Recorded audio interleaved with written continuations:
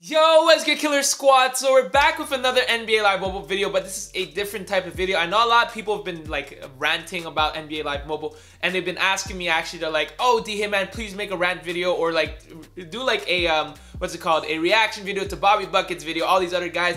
I'm not a type of person to make a rant video. I'm not a type of person to talk trash about this and stuff like that. I'm not a big type of trash talker, but I did want to make a video on my thoughts on NBA Live Mobile 18, but I didn't want to do it right away. I'm the type of person to give like a person a chance, so I like to give like EA a chance, you know, just like to see what comes out and stuff like that. So this is unscripted. I'm just going on top of my head, so if I make some mistakes, I apologize. But basically, I want to talk to you guys today about my thoughts on NBA Live Mobile and what I think, the good, the bad, and the what I really don't like. I don't care personally, so it's more or less three topics, three sections. We're probably gonna end it with a good note because I never like ending it on a bad note. So we're probably gonna start with what I'm okay with, what I didn't like, and what I liked. So first of all, we're gonna do like an overview.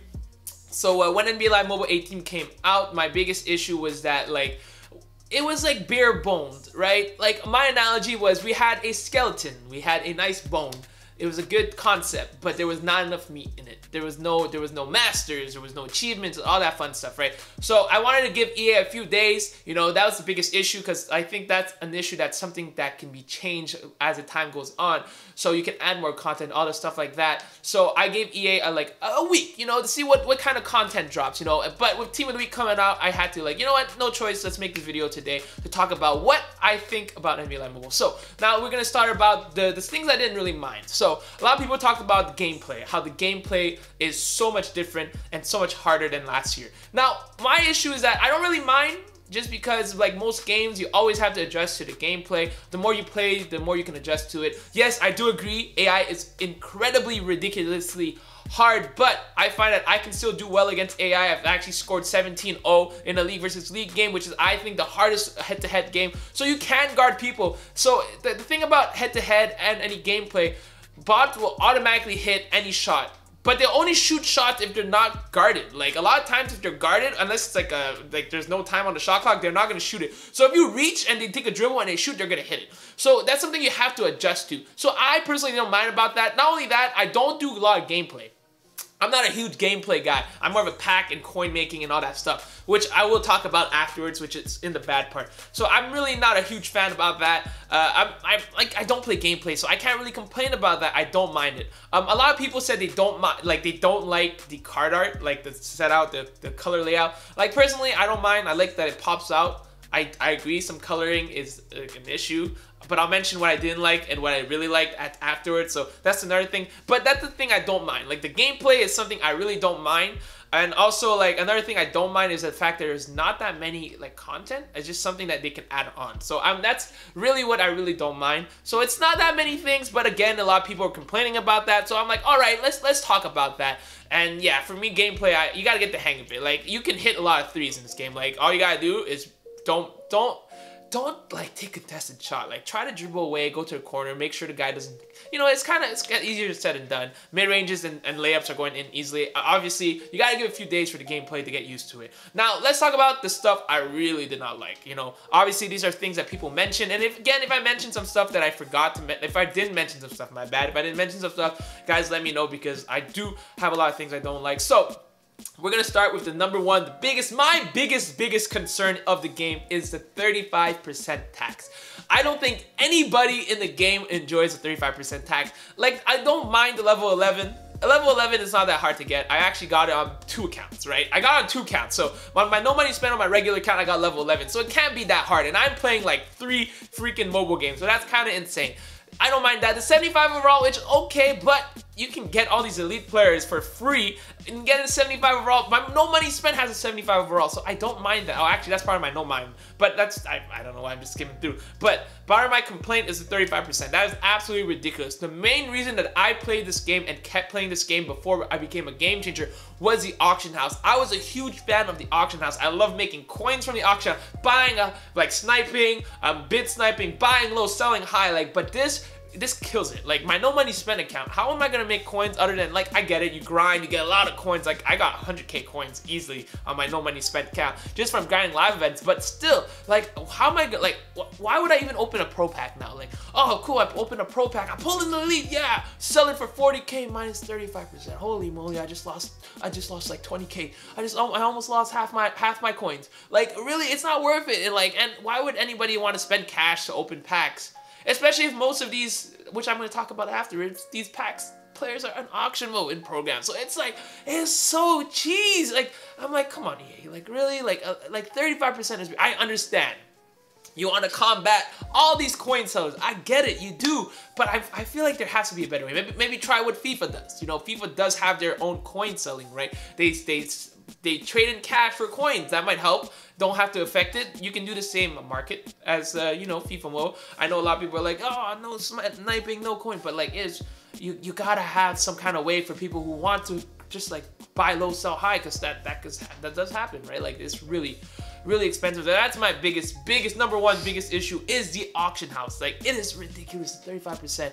And so yeah, that's really it. And now if we jump on to the next point where I talk about pack openings, I love pack openings. I think the odds are better, maybe for me, because, you know, I am okay, maybe QJB is a pack god, but I've been pulling some fire, so I like to proclaim myself as a pack prince. I don't know, man. Whatever, that's not the point of this video. But the other issue is that I gave it time, right? We got 2 programs. You got to see 2 programs. You got to see 3 programs. You got the Legend program, which was like, okay, I can kind of understand why these players are unauctionable, because they all have boost or like easily get elites. Like, you get elites like that. So yeah, sure. All right, James Harden, not auctionable. Like, okay, how am I gonna get these collectibles? I can't buy collectibles off the auction house. It's like, okay. And then the last part was like team of the week. Like, none of the players are auctionable. Like, all unauctionable players. I'm like, but what if I wanted to buy, you know, elites off the auction house? So what if I don't want to spend cash? What if I want to buy players off the auction house? Or what if I want to get an 85 Aaron Gordon, but I don't want to, like, try to search for him and then get like 80 Dennis Schroeders, right? Like, it's kind of ridiculous that everything, even the golds, why are the golds unauctionable? Like, let me at least buy gold so I can do the elite player packs, you know? It's kind of ridiculous. And even worse, like the limited time pull, like the Giannis that I pulled, unauctionable. So it makes me so much less hype.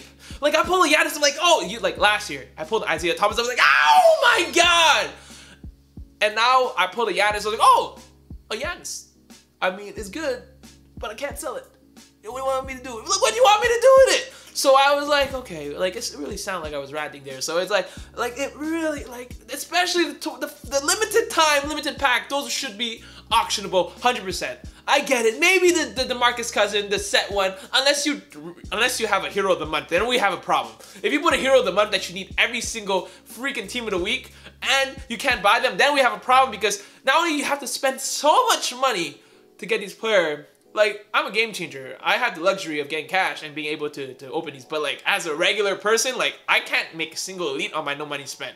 20 gold players is a lot. Is a lot. Especially if you can't buy them. If I could buy them off the auction house, I'd be able to buy. I'd buy some budget. I'd buy that 79. Was it Amir Johnson? No, James Johnson. I would buy that James Johnson. 79 overall.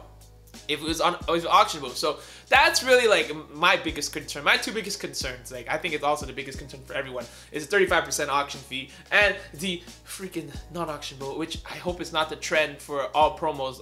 I wanted to give it until a promo comes, like the what's it called, the Thanksgiving promo, but, you know, I don't think there was enough time for me. Like, I had to drop this video. Everyone was asking me about it. So this is basically my things I didn't like at all. Like, it really. And now we're gonna end it on a good note. Obviously, I love ending it on a good note no matter what. So the good things I did like about the game, I'm a huge fan of. I do, like, a lot of people might not agree with me, I do like the pack arts. I personally like the pack arts. Oh, also, hold on, before we jump onto that, speaking of pack arts, there is like a segue to it. Like, I didn't like the classic lineup pack arts. I like that there's, like, the pack art itself in general is good, but the classic lineup itself I didn't like, just because I don't like the purple border. which only tells you if it's an elite, gold, or silver on the bottom right corner and the number.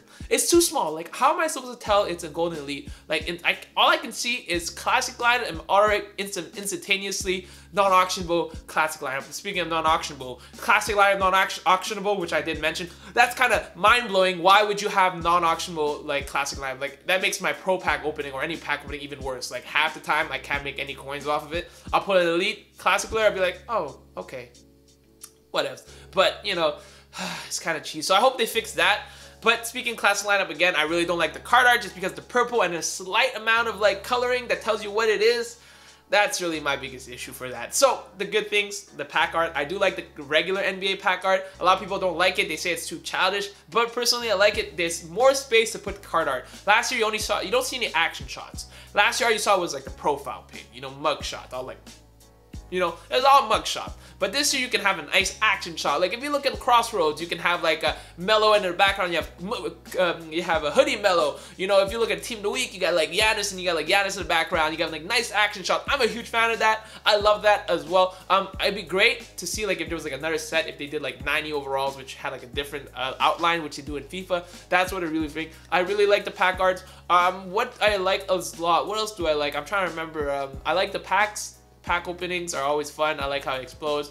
I am a huge fan of the music. The music was really good in this game.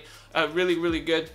Then again, some of the sets are not bad. Like some decent sets. I like the fact that they give a lot of free elites. Like you get a lot of free players. Like if you grind long enough, you'll get a lot of free players. You can get a free crossroad players. And I think actually the crossroad players are auctionable, which is kind of crazy, right? Auctionable crossroad players, but not the other ones.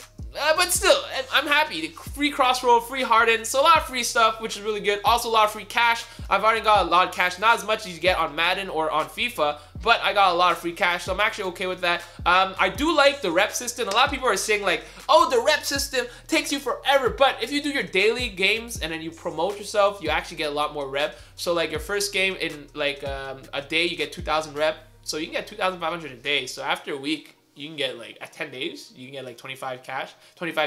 So in a month, you get a lot of reps, especially if you level up, and the more you rank up, you get even more reps. There's also like those rep challenges, so you can actually get a lot of reps. So I'm actually like, I like the rep system. I wish they would give a little more so that people who do grind, and the stamina, yes, I forgot to mention the stamina. Like I'm okay with the stamina, except for like the head-to-head. Like if the head-to-head stamina went down a bit, it would be good, because if you think about it, you have 100 stamina, and then afterwards you have 10 out of 100, which is 10% compared to 3 out of 30 last year, which is also 10%. So it's the same. In my opinion, it's the same for stamina. It's just a head-to-head and the season, which I'm not a huge fan. So guys, yeah. Alright, that's it for today. Hopefully you guys enjoyed the video. If you did, don't forget to hit that thumbs up.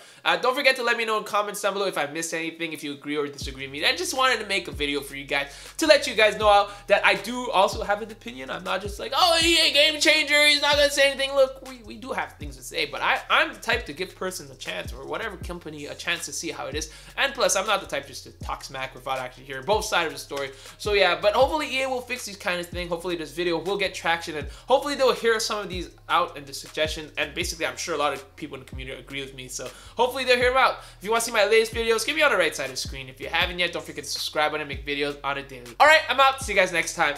Kill it.